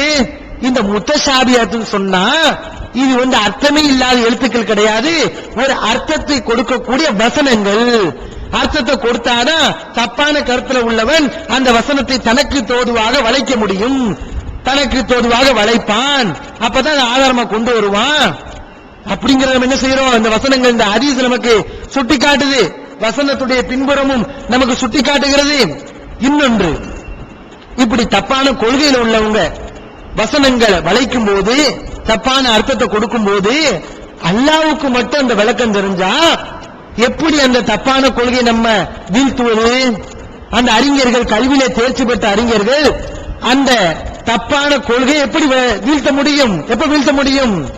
அந்த விளக்கம் அவர்களுக்கு தெரிந்தால்தான் வீழ்த்த முடியும். அல்லாஹ்வுக்கு மட்டும் தெரிஞ்சிச்சு வச்சுக்கோங்களேன், ஒருத்தன் ஆர்கியுமெண்ட் பண்றான், இந்த வசனம் இந்த மாதிரி என்ன செய்யுது, அல்லாஹ் குர்ஆன்ல இப்படி சொல்றான். கல்வியாளர்கள் அது சம்பந்தமான விளக்கம் அவங்களுக்கு தெரிஞ்சாதான் மக்களுக்கு உண்மையை விளக்குவாங்க, அவர்கள் சொல்லக்கூடிய விளக்கம் தப்பு என்று நிறுவுவார்கள். அல்லாஹ்வுக்கு மட்டும் தெரிஞ்சா அந்த தப்பை சுட்டி காட்ட முடியுமா? முடியாது. அப்ப இந்த வசனங்கள், வசனங்களுடைய பின்புறம் இந்த ஹதீஸ் இதெல்லாம் நமக்கு என்ன சொல்லுது? இல்லை, இது பொருள் தரக்கூடிய வசனம், பொருள் தராத காஃப் இந்த மாதிரியான எழுத்துக்கள் கிடையாது அப்படின்னு நமக்கு சொல்லுது. இன்னும் இந்த விளக்கத்தை அல்லாஹ்வும் அறிவான், அறிஞர்கள், மார்க்கத்திலே தேர்ச்சி பெற்றவர்கள் அவர்களும் அறிவார்கள் என்பதை நமக்கு சொல்கிறது. இரண்டாவது, இந்த முத்தஷாபிக்கு அர்த்தத்தை குர்ஆன்ல இருந்து நம்ம பெற்றுக்கொள்ளலாம். குர்ஆன்ல அதுக்கு என்ன அர்த்தம் நம்ம பார்க்கலாம். முத்தஷாபிங்கிறது அரபி வாசகம் தானே, அதுக்கு என்ன அர்த்தம் சொல்லி குர்ஆன்ல டிக்ஷனரிக்கு போகாதனாலும் குர்ஆன் எடுத்து பார்த்திருக்கலாமா இல்லையா? தஃசீர்கள்ல சொல்லத்தானே செய்யற முத்தஷாபியை பத்தி. அந்த முத்தஷாபியை பத்தி பாருங்க, அதுல சொல்லப்படுது, அல்லாஹ் உமர் இடத்துல சொல்கிறான், சொர்க்கவாசிகளுக்கு பழங்கள் கொடுக்கப்படுமாம். அப்படி அவர்களுக்கு கொடுக்கப்படக்கூடிய அந்த பழங்களை அவங்க பார்ப்பாங்களா, உலகத்தில் உள்ள பழங்கள் மாதிரியே தெரியுமா? ஊது பிஹி முத்தஷாபிஹா, முத்தஷாபிஹே வருது, ஊது பிஹி முத்தஷாபிஹா, இந்த உலகத்தில் உள்ள பழத்தை போன்றே அவர்கள் அங்கு கொடுக்கப்படுவார். அதே மாதிரி தோற்றம் இருக்கும், ஆனால் உண்மையில உலகத்தில் உள்ள பழம் கிடையாது. சாப்பிட்டா சொர்க்கத்து பழம். அப்ப பாக்குறதுக்கு எப்படி தெரியும்? உலகத்து பழம் யதார்த்தம் ஒண்ணு இருக்க இன்னொன்னா விளங்க முடியும். இதுதான் முத்தஷாபி. யதார்த்தம் சொர்க்கத்து பழம், உலகத்து பழம் கிடையாது. ஆனா சொர்க்கவாசிகள் எப்படி விளங்குவாங்களா? உலகத்து பழமாக இருக்கிறது, உலகத்தில் கிடைக்கக்கூடிய ஆப்பிளா இருக்கு, அப்படி அவங்க விளங்குவாங்க. அப்ப முத்தஷாபின்னு எதுக்கு சொல்லப்படுது? எதுக்கு சொல்லப்படுகிறது? யதார்த்தம் ஒண்ணு இருக்க இன்னொரு விதமாக, வேறு விதமாக, பல விதமாக விளங்க முடியும் சொன்னா, பல அர்த்தங்களை கொடுக்கக்கூடிய விதத்தில் இருந்தால் அதற்கு குர்ஆனில் முத்தஷாபி என்று சொல்லப்பட்டிருக்கிறது. அதே மாதிரி பனி இஸ்ரவேலர்கள் சொல்றாங்க, இன்னல் பக்கர தஷாபா அலைனா, மாடு எங்களுக்கு குழப்பமாக இருக்கிறது. மூசா நபி வந்து அந்த எந்த மாட்டை குர்பானி கொடுக்கணும் என்ற அந்த தன்மைகளை சொல்லும் போது அந்த மக்கள் சொல்றாங்க, நீங்க சொல்லக்கூடிய தன்மைகளை பார்த்தா எல்லா மாட்டையும் குறிக்கிற மாதிரி இருக்கு, பல மாடுகளை எடுத்துக்கொள்ளக்கூடிய விதத்தில் இருக்கிறது, அதனால இன்னும் விளக்குங்க, குறிப்பிட்ட மாடை சொல்லுங்க, எங்களுக்கு மாடு வந்து குழப்பமா இருக்கு அப்படின்னு சொல்றாங்க. அதுக்கு என்ன வாசகம் வருது? தஷாபஹ அப்படிங்கிற வாசகம் வருது. அப்ப குர்ஆனில் வரக்கூடிய இந்த வாசகத்தை எல்லாம் பார்த்தாலே தெரியும், முத்தஷாபின்னு சொன்னா இந்த அலிஃப் லாம் மீம் இது கிடையாது, பல பொருள் தரக்கூடிய வாசகம். நம்ம சொல்லுவோம், இது எல்லாருடைய பாஷையிலும் இருக்கு, நம்முடைய பாஷையில இருக்கு, எல்லா மொழிகளிலும் இருக்கு, சொல்றோம். விண்ணை முட்டும் கோபுரம் சொல்றோம். அப்படி சொன்னா என்ன அர்த்தம்? இதனுடைய நேரடி பொருள் விண்ணை முட்டக்கூடிய அளவுல கோபுரம் இடிச்சு நிக்குதுன்னு அர்த்தம், நேரடி பொருள். ஆனா அந்த அர்த்தத்திலேயே சொன்னோம் கிடையாது. என்ன அர்த்தம்? மிகவும் உயரமான கோபுரம் அர்த்தம். இது மாதிரி சொல்லப்பட்டதுதான் முத்தஷாபிஹாத் என்பது. குர்ஆன்ல இதுக்கு இந்த மாதிரியான வசனங்கள் இருக்கிறது. உதாரணமாக அல்லாஹ் குர்ஆனில் சொல்கிறான், وَمَن يُشَاقِقِ الرَّسُولَ مِن بَعْدِ مَا تَبَيَّنَ لَهُ الْهُدَى وَيَتَّبِعْ غَيْرَ سَبِيلِ الْمُؤْمِنِينَ نُوَلِّهِ مَا تَوَلَّى وَنُصْلِهِ جَهَنَّمَ وَسَاءَتْ مَصِيرًا. இதுக்கு முத்தஷாபிஹத்துக்கு நான் உதாரணம் சொல்கிறேன், குர்ஆன்ல இருந்தே இதை நாம் விளங்கிக் கொள்ளலாம். யார் ரசூலுக்கு துன்பம் கொடுத்து நேர்வழி தெளிவானதுக்கு பின்னாடி மூமீன்களுடைய வழியை பின்பற்றாமல் வேறொருடைய வழியை, மூமீன்கள் அல்லாதவருடைய வழியை எவன் பின்பற்றுகிறானோ அவனுடைய வழியில் நாம் விட்டு விடுவோம், அவனை நாம் நரகத்திலே கருக்குவோம் அப்படின்னு அல்லாஹ் சொல்றான். என்ன சொல்லப்படுது? மூமீன்கள் அல்லாத வழியை பின்பற்றினால் அவன் நரகத்துக்கு போவான் இருக்கு. இதத்தான் என்ன செய்வாங்க? சிறுக்கு வைக்கக்கூடியவங்க, மதுகபை ஆதரிக்கக்கூடியவங்க இதைத்தான் ஆதாரமா கொண்டு வருவாங்க. என்ன சொல்லுவாங்க? மூமீன்களுடைய வழியை பின்பற்றணும் இருக்கு, இமாம்கள்லாம் மூமீன்கள் தானே, அப்ப மூமீன்களை பின்பற்றணுமே, இமாம்களை பின்பற்றணுமே அப்படின்னு சொல்லி இந்த வசனத்தை கொண்டு வருவாங்க. இது முத்தஷாபி. எவ்வளவோ தெளிவான வசனங்கள் இருக்கு, முஹ்கமாத்தா எவ்வளவு வசனங்கள் இருக்கிறது. எப்படி இருக்கிறது? அல்லாஹ் தான் பின்பற்றணும், ரசூலை தான் பின்பற்றணும், வேற எதையும் பின்பற்றக்கூடாது என்று முஹ்கமாக தெளிவாக எவ்வளவு வசனங்கள் இருக்கிறது. அல்லாஹ் சொன்ன மாதிரி அந்த தெளிவாக இருக்கக்கூடிய அல்லாஹ் ரசூலை பின்பற்றணும், அல்லாஹ் ரசூலை பின்பற்றணும் வருமே, அந்த வசனங்களை எல்லாம் காட்டாம, அதெல்லாம் சொல்லாம, அதையெல்லாம் விட்டு விட்டு இந்த வசனத்தை கொண்டு வருவாங்க. ரெண்டு பொருள் வர்ற மாதிரி நமக்கு தெரியும். ஆமா, மூமியினுடைய வழியை பின்பற்றணுமே, அப்ப மக்கள் எல்லாம் ஒண்ணு செஞ்சா ஏத்துக்கிட்டு தானே ஆகணும் அப்படின்னு என்ன செய்வோம்? நம்ம விளங்குவோம். ஆமா, அப்படித்தானே தெரியுது, மூமியினுடைய வழியை பின்பற்றணும் தானே இந்த வசனம் சொல்லுது அப்படின்னு நம்ம நினைப்போம்.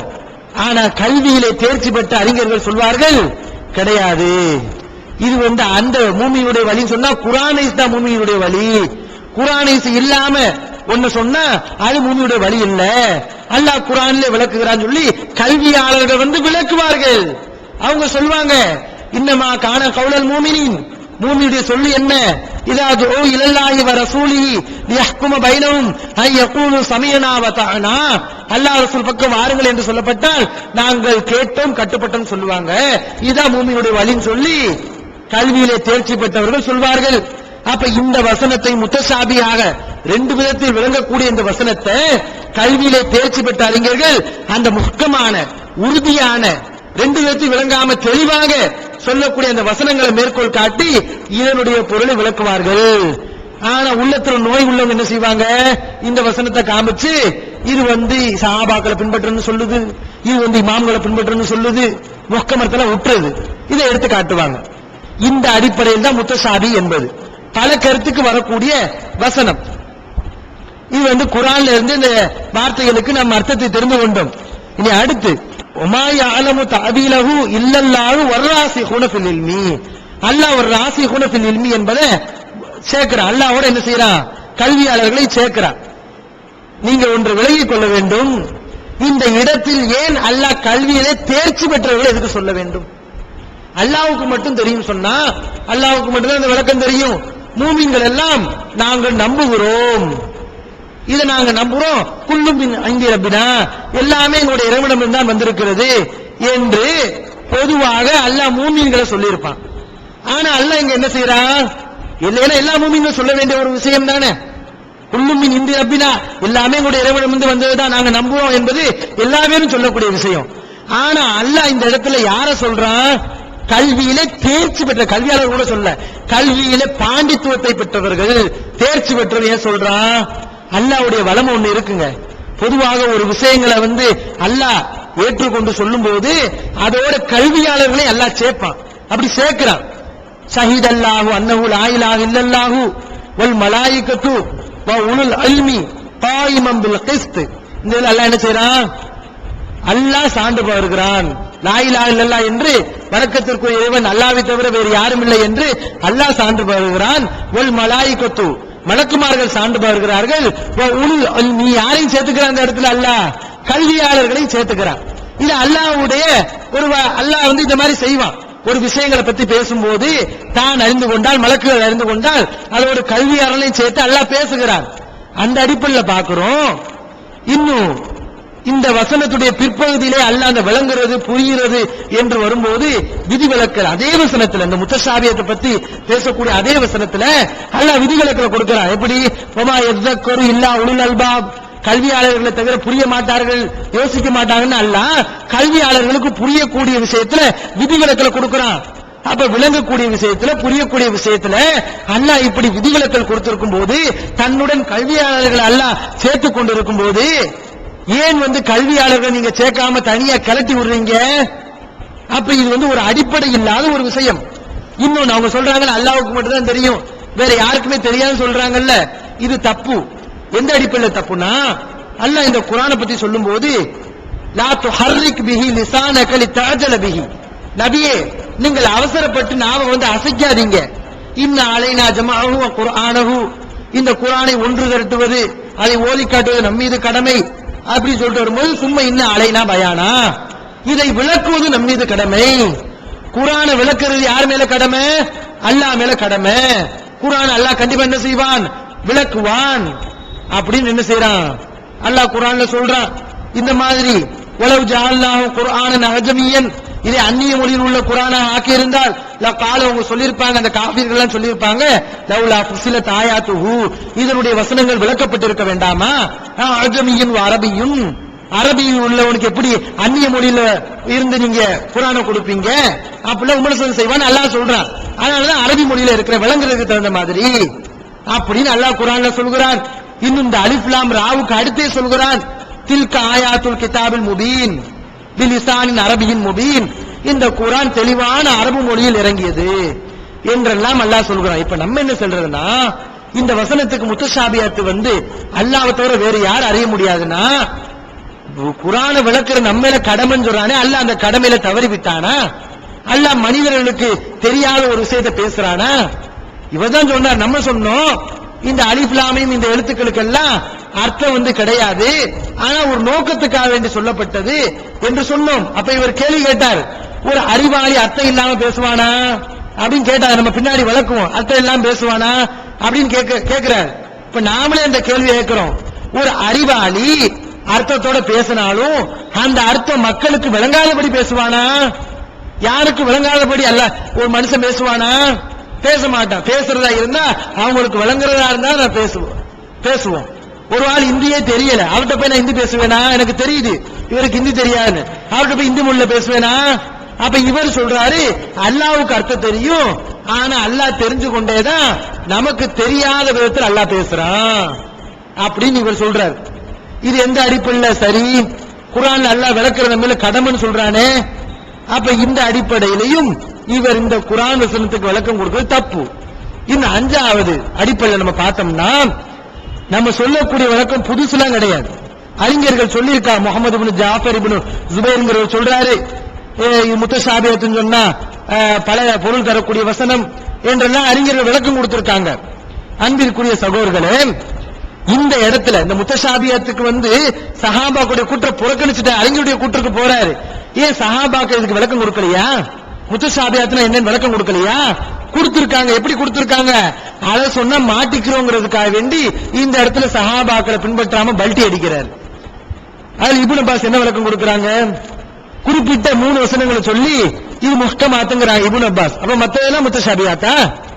இப்னு அப்பாஸ் 3 வசனங்களை சொல்லி ஹிய ஸலாசுல் ஆயாத்தி, முஹ்கமாத் என்பது முஹ்கமாத் உறுதிப்பட தெளிவான வசனங்கள் 3 வசனங்கள்ங்கறாரு. அப்ப குர்ஆன்ல தெளிவா 3 வசனங்கள் தான் இருக்கா, மிச்சம் எல்லாம் முத்தஷாபிஹ தெளிவில்லாத வசனங்கள். இப்படி இப்னு அப்பாஸ் சொல்லியிருக்காங்க. இது ஒரு விளக்கம். இன்னும் இப்னு அப்பாஸ் சொன்னதா வருது, இந்த முஹ்கமாத் நாசிஹ் மாற்றக்கூடிய வசனங்கள், ஹலால் ஹராம் இது சம்பந்தமான வசனம். முத்தஷாபிஹத் என்ன, மன்சூஹ் மாற்றப்பட்ட வசனங்கள், சட்டம் மாற்றப்பட்ட வசனங்கள். அப்படி இப்னு அப்பாஸ் சொல்லியிருக்காரு. இந்த விளக்கத்தை ஏத்துக்கொண்டா இவர் என்ன செய்ய வேண்டியது வரும், மன்சூஹ் நமக்கு தெரியாதுன்னு சொல்ல வேண்டியது வரும். ஏன், அல்லாஹ்வுக்கு மட்டும்தான் அந்த விளக்கம் தெரியும், வேற யாருக்கு தெரியாம அர்த்தம் செய்யறாரு. இந்த இடத்துல இப்னு அப்பாஸ் சொல்லக்கூடிய விளக்கத்தை ஏத்துக்கிட்டா மாற்றப்பட்ட வசனங்கள் அல்லாஹ்வுக்கு மட்டும்தான் தெரியும், வேற யாருக்கு தெரியும் அர்த்தம் வரும். அதுக்காண்டி இவர் என்ன செய்யறாருன்னா, இப்னு அப்பாஸுடைய கூட்டெல்லாம் ஓரமா கட்டி குப்பையில தூக்கி போட்டுட்டு அறிஞர்கள் அப்படி சொல்லியிருக்காங்க. என்ன அறிஞர்கள், ஏன் சஹாபி என்னாச்சு பெல்ட் அடிக்கிறது பாத்தீங்களா, இவர்களுடைய கூற்றுகளே சான்று இருக்கிறது, சஹாபாக்களை பின்பற்ற முடியாது. இந்த மாதிரியான விளக்கங்கள். அப்ப இதுல இருந்து நமக்கு விளங்குகிறது, இந்த வசனத்துக்கு முத்தஷாபியாத் சொன்னா அது அலிஃப் லாம் மீம் அலிஃப் லாம் ரா இதுதான் முத்தஷாபியாத் என்று சொல்வது அடிப்படையற்ற வாதம். அல்லாஹ்வுக்கு மட்டும்தான் தெரியும் என்று சொல்வது அடிப்படையற்ற வாதம். அடுத்து சகோதரர் அவங்க சொல்றாரு, நபி ஸல்லல்லாஹு அலைஹி வஸல்லம் இருந்து, அதாவது இவர் ஒரு விளக்கத்தை சொல்றாரு பாருங்க, அல்லாஹ்வுக்கு மட்டும் தெரியாது, அல்லாஹ்வுக்கு மட்டும்தான் தெரியும், அறிஞர்களுக்கு தெரியாதுன்னு விளக்கம் கொடுக்கிறாருல்ல.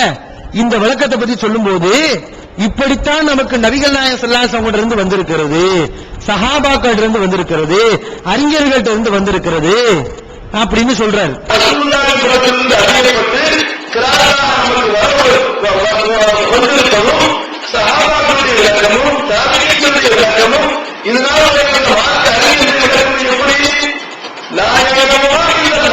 அந்த முத்தஷாபிஹாத்துகளை அல்லாஹ்வை தவிர வேறு யாரும் அறிய மாட்டார்கள் நிறுத்தப்பட்டவர்கள். அதுக்கப்புறமா கல்விக்கு உறுதியானவர்கள் சொல்லுவார்கள், இவை அனைத்தும் அல்லாஹ்வின் புறத்திலிருந்து வந்தது என்று நாங்கள் நம்பிக்கை கொள்கிறோம். எப்படி வந்திருக்கான், அல்லாஹ்வுக்கு மட்டும்தான் தெரியும், ராசிகின் கல்வியில தேர்ச்சி பெற்றவர்கள் தெரியாது, இப்படித்தான் வந்திருக்குங்கிறாரு. அது உண்மையா, ரசூலுல்லாஹ் இருந்து அப்படி இருக்குன்னு காட்ட சொல்லுங்க பாப்போம். நபிகள் எங்க அப்படி சொல்லியிருக்காங்க, பிரிச்சு அல்லாஹ்வுக்கு மட்டும் தெரியும் கல்வியாளர்களுக்கு தெரியாதுன்னு எங்க நபிகள் நாயகம் ஸல்லல்லாஹு அலைஹி வஸல்லம் சொல்லியிருக்காங்க? ரசூலுல்லாஹ் பேரால இட்டு கட்டக்கூடியவர்கள் இந்த அளவுக்கு துணிந்து விட்டார்கள், யாரும் பேச மாட்டார்கள் என்ற தைரியம் இவர்கள் இப்படி பேச வைக்கிறது. தனக்கு சாதகமான சில ஆட்கள் இருக்கிறார்கள் என்ற மன துணிச்சலினால், அந்த துணிச்சலினால் இவர்கள் இந்த மாதிரி பேசிக் கொண்டிருக்கிறார்கள். எங்க ஒரு ஆதாரத்தை காட்டுன்னு பார்க்கணும், ரசூலுல்லாஹி ஸல்லல்லாஹு அலைஹி வஸல்லம் இந்த மாதிரி ஓதுனாங்கன்னு சொல்லி. அன்பிற்குரிய சகோதரர்களே, இது முரண்பட்ட விஷயங்கள். இப்படி ஓதுனாங்கன்னு இருக்கு, அதுக்கு மாற்றமாக ஓதி இருக்கிறார்கள் என்பதற்கும் ஆதாரம் இருக்கிறது. கொஞ்சத்தை சொல்லி கொஞ்சத்தை மறைக்கிறது, இதனுடைய வேலையத்தை இவங்க செய்வாங்க பார்க்கிறோம். அப்படி மட்டும் அறிஞர்கள் சொல்லியிருக்க, இப்படி சொல்லவே இல்லையா, அல்லாஹ்வுக்கும் தெரியும் அறிஞர்களுக்கும் தெரியும் என்று சொல்லலையா? எப்படி உங்க கருத்தில் இருக்கக்கூடிய சில அறிஞர்கள் சொன்னார்களோ அது மாதிரி ஏராளமான அறிஞர்கள் நம்முடைய கருத்தையும் சொல்லியிருக்கிறார். அதெல்லாம் மறைச்சாச்சு, அறிஞர்கள் அப்படித்தான் சொல்லியிருக்காங்க. அப்படி என்ன அப்படி சொல்லியிருக்காங்க பார்க்கிறோம். இப்னு அப்பாஸ், அதே சஹாபி இப்னு அப்பாஸ் சொல்றாங்க,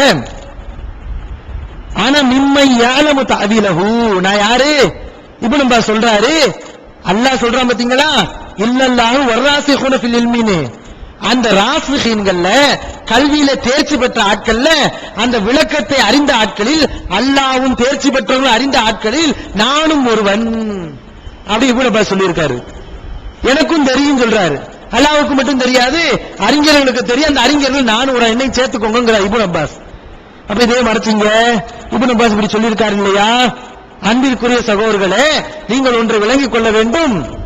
பொதுவாக சஹாபாக்கள் கூற்றுகளை பின்பற்ற வேண்டும் என்று சொல்லக்கூடியவர்கள் கூட முரண்பட்ட தகவல்கள் வந்தால் அந்த நேரங்களில் சஹாபாக்களுடைய கூற்றுகளை ஒதுக்கி வச்சிருவாங்க. அந்த உசூலை எல்லாம் மீறி கொஞ்சத்தை எடுத்து கொஞ்சத்தை மறைக்கிறாரு. இப்னு அப்பாஸ் சொன்னதை ஒன்னதை சொல்றாரு, இன்னொன்னு விட்டுட்டாரு. ஆனா இப்னு அப்பாஸ் அப்படி சொல்லியிருக்காரு. முஜாஹித் சொல்றாரு, அல்லாஹ்வுக்கும் தெரியும் ராசிகீன்களுக்கும் தெரியும் சொல்றாரு. இப்னு அப்பாஸ் சொல்றாரு, அலிஃப் லாம் மீம்க்கு என்ன அர்த்தம், அனல்லாஹு ஆலம், அல்லாஹ்வாகிய நான் அறிந்தவன் அர்த்தம். அப்படி இப்னு அப்பாஸ் விளக்கம் கொடுத்திருக்கா. ஏன் கொடுத்தாரு, அல்லாஹ்வுக்கு மட்டும் தெரியும் சொன்னா இந்த இடத்துல சஹாபாக்கள் எங்கு போனார்கள், ஏன் சஹாபாக்களுடைய கூற்றுகள் எடுக்கவில்லை? அனல்லாஹு ஆலம்னு அர்த்தமா, எனக்கு தான் தெரியும் அர்த்தமா? அலிஃப் லாம் ஸாதுக்கு என்ன அர்த்தமா? அனல்லாஹு அஃஸல், அல்லாஹ்வாகிய நான் மிகவும் தீர்ப்பு வழங்கக்கூடியவன். அலிஃப் லாம் ராவுக்கு என்ன அர்த்தம்? அனல்லாஹு அரா, அல்லாஹ்வாகிய நான் பார்த்து கொண்டிருக்கிறேன் அர்த்தம். அது மாதிரி அலிஃபுக்கு அல்லாஹ்ட்ட இருந்து வந்தது அர்த்தம். ஒல் லாமுன்னு சொன்னா ஜிப்ரீல் இருந்து வந்ததுன்னு அர்த்தம். ஒல் மீமுன்னு சொன்னா அலிஃப் லாம் மீம் முஹம்மது இருந்து வந்ததுன்னு அர்த்தம். இப்படிலாம் விளக்கம் கொடுத்திருக்காங்களே. அப்ப இந்த விளக்கத்தெல்லாம் வச்சு பாத்தீங்கன்னா உங்களால முத்தசாபியத்துனா அந்த அலிஃப் லாம் மீம் அதுதான் முத்தசாபியத்தை உங்களால சொல்ல முடியுமா? அப்ப இந்த மாதிரி பாக்குறோம். அன்பிற்குரிய சகோதரர்களே, நாம சொல்லக்கூடிய இந்த விளக்கத்தை அறிஞர்கள் யாரும் சொல்லலையா? ஏராளமான அறிஞர்கள் சொல்லியிருக்காங்க. இப்னு அப்பாஸ் ரலியல்லாஹு அன்ஹு சொல்லியிருக்காங்க. முஜாஹித் பெரிய தஃப்சீர்ல ஒரு பெரிய இமாம் அவர் சொல்லியிருக்காரு. ரபி பின் சுலைமான் சொல்லியிருக்காரு. காசிம் பின் முஹம்மது சொல்லியிருக்காரு. ஷாஃபி சொல்லியிருக்காரு. ஷாஃபி மதுஹபை சார்ந்தவங்க சொல்லியிருக்காங்க. இப்னு ஃபௌரத் சொல்லியிருக்காரு. குர்துபி சொல்லியிருக்காரு. எந்த குர்துபியை படிச்சாலும் அந்த குர்துபி நம்ம கருத்தை சொல்லியிருக்காங்க. எந்த கருத்தை? அல்லாஹ்வுக்கு தெரியும், கல்வியாளர்களுக்கு தெரியும். அந்த கருத்தை இவர் எந்த குர்துபியை தூக்கிட்டு வந்து படிச்சாரோ அந்த குர்துபி இமாம் சொல்லியிருக்காரு. எந்த இப்னு அத்தியாவை காட்டினாரோ அந்த இப்னு அத்தியா சொல்றாரு அல்லாஹ்வுக்கு தெரியும், கல்வியாளர்களுக்கு தெரியும் என்று. இவ்வளவு அறிஞர்கள் சொல்லியிருக்காங்க. என்னமோ இதெல்லாம் சொல்லாத மாதிரி அறிஞர்கள் அப்படித்தான் சொல்லியிருக்காங்க. எவ்வளவு பெரிய பொய், எவ்வளவு பெரிய அவதூறு. இப்ப இந்த அறிஞர்கள் சொல்லும் பார்ப்போம். திருக்குரானி விளையாடு இப்னு அத்தியா, திருக்குரான் விளையாடு இப்னு அப்பாஸ், திருக்குரானி விளையாடு இப்னு ஃபௌரக்கு, இது திருக்குரான் விளையாடு முஜாஹிது சொல்வீங்களா? அப்ப அவங்களுக்கு ஒரு அளவுக்கு நமக்கு ஒரு, அவங்க பேசினா அல்ஹம்துலில்லாஹ்னு சொல்லுவாங்க, நம்ம பேசினா அவுது பில்லாஹ்னு சொல்லுவாங்க. இந்த மாதிரி தான் நடந்து கொண்டு இருக்கிறார்கள். அவர் சொல்றாரு குரானில் பொருள் தெரியாத வார்த்தையே இல்லை, குரானில் பொருள் தெரியாத வார்த்தையே இல்லை என்ற புதிய குழப்பத்தை, புதிய அடிப்படையை இவர்கள் தான் சொல்கிறார்கள். கருத்துப்படி குர்ஆனிலே பொருள் தெரியாத எந்த ஒரு வார்த்தையுமே கிடையாது என்ற ஒரு புதிய குழப்பத்தை, புதிய அடிப்படையை இஸ்லாமில் அவர்கள் நிறுவுகிறார்கள். பாருங்க, எது சரியான அடிப்படையோ அதை குழப்பங்கிறது, எது குழப்பமோ அதை சரிங்கிறது. குர்ஆன் விளங்கக்கூடியது எல்லாம் விளங்கும் அப்படின்னு சொல்றது சரி. ஆனா இவர் என்ன சொல்றாரு? இல்ல, குர்ஆன்ல கொஞ்சம் விளங்கும், குர்ஆன்ல கொஞ்சம் விளங்காது, இதுதான் சரியான அடிப்படை. யார் குர்ஆன்ல எல்லாமே விளங்கும் சொல்றாரோ அவர் குழப்பவாதிங்கிறார், புதிய அடிப்படைங்கிறார். இது எவ்வளவு பெரிய பச்சை பொய் தெரியுமா? புதிய அடிப்படையா இது? பாருங்க, இமாம் நவவி, யார் இமாம் நவவி? முஸ்லிமுக்கு விளக்க உரை எழுதிய இமாம் நவவி. அவங்க சொல்றாங்க, இந்த வசனத்தை பத்தி பேசும்போது அறிஞர்கள் இதுல ரெண்டு விதமாக கருத்து வேறுபாடு கொள்கிறார்கள். ஒன்று, அல்லாஹ்வுக்கு மட்டும்தான் அந்த விளக்கம் தெரியும், இது ஒரு கருத்து. இரண்டாவது, அல்லாஹ்வுக்கும் தெரியும், கல்வியாளர்களுக்கும் தெரியும், இரண்டாவது கருத்து. சொல்லிட்டு இமாம் நவவி அவங்க சொல்றாங்க, வல் அஸஹு, சரியான கருத்து என்ன தெரியுமா? வன்னர் ராசிஹீன யஅலமுனஹு, கல்வியிலே தேர்ச்சி பெற்ற அறிஞர்களுக்கு அந்த விளக்கம் தெரியும் என்பதுதான் சரியான கருத்து. அவங்களுக்கு தெரியும், அல்லாஹ்வும் தெரியும், அல்லாஹ்வுக்கும் தெரியும், அறிஞர்களுக்கு தெரியும், இதுதான் சரியான கருத்துன்னு யார் சொல்றா? நவவி இமாம் சொல்றார். சொல்லிட்டு சொல்றார், ஏன் இந்த விளக்கம் சரி? ஏன்னா அல்லாஹ் மனிதர்களுக்கு தெரியாத ஒரு அர்த்தத்தை பேச மாட்டான். நம்ம பேசுவோமா? நம்மளே விளங்காத ஒரு அர்த்தத்தில் பேச மாட்டோம் என்று இருக்கும்போது அல்லாஹ் எப்படி பேசுவான்? அதனால முத்தசாபியத்துக்கு அர்த்தம் இருக்கத்தான் செய்யும். கல்வியாளர் தெரிவாங்க, தெரிஞ்சு தப்பான கொள்கையுடைய அந்த கொள்கையை சுட்டி காட்டி மக்களுக்கு நேர்வழி காட்டுவாங்க அப்படின்னு என்ன செய்யறாரு? நவவி இமாம் சொல்றாரு. ஆனா இதுல பாக்குறோம் பித்தலாட்டம், இது பொய், புதிய அடிப்படையா? என்ன புதிய அடிப்படை?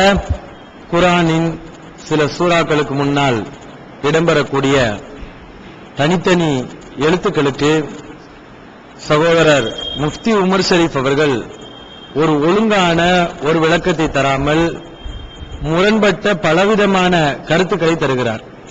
அவர் சொல்லக்கூடிய முதல் விளக்கம், இந்த எழுத்துக்களுக்கு அர்த்தம் கிடையாது, அர்த்தம் இருக்கு, ஆனா அல்லாஹ்வுக்கு தான் தெரியும், நமக்கு தெரியாது, நமக்கு யாருக்குமே தெரியாது, அல்லாஹ் மட்டும்தான் அறிந்தவன் என்ற ஒரு விளக்கத்தை தருகிறார். இது அவர் சொல்லக்கூடிய முதலாவது விளக்கம்.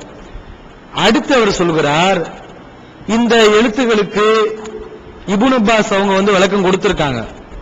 இந்த எழுத்துக்கள் என்னவென்றால் அது அல்லாஹ்வுடைய பெயரு, இது அல்லாஹ்வுடைய பெயர்களுக்கு இந்த மாதிரி அல்லாஹ் சுருக்கி சொல்லியிருக்கான் அப்படின்னு இரண்டாவது விளக்கம் கொடுக்கிறாரு. இந்த விளக்கத்தை ஏத்துக்கலாங்கிறார். இப்படி வச்சுக்கொண்டாலும் சரி, அப்படி வச்சுக்கொண்டாலும் சரி. இது என்ன நிலைப்பாடு? இது ஏதாவது ஒண்ணு சொல்லணும். இந்த எழுத்துக்களுக்கு அர்த்தம் நமக்கு தெரியாதுன்னா தெரியாது, அவ்வளவுதான்.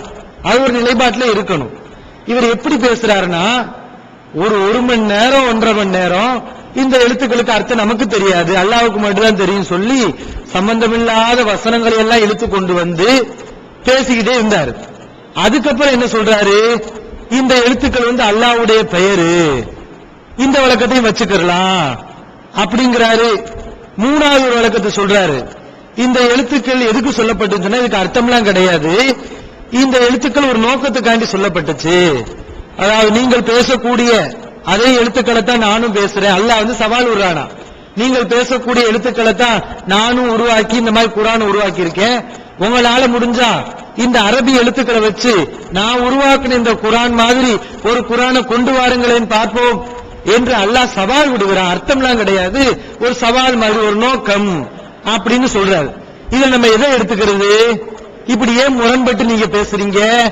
அர்த்தம் இல்லைன்னு சொன்னீங்களே, அல்லாஹ் அர்த்தம் தெரியாது சொன்னீங்களே, அதை எடுத்துக்கிறதா? இல்ல ரெண்டாவது அது அல்லாஹ்வுடைய பெயர்கள் அப்படின்னு சொன்னீங்களே அதை எடுத்துக்கிறதா?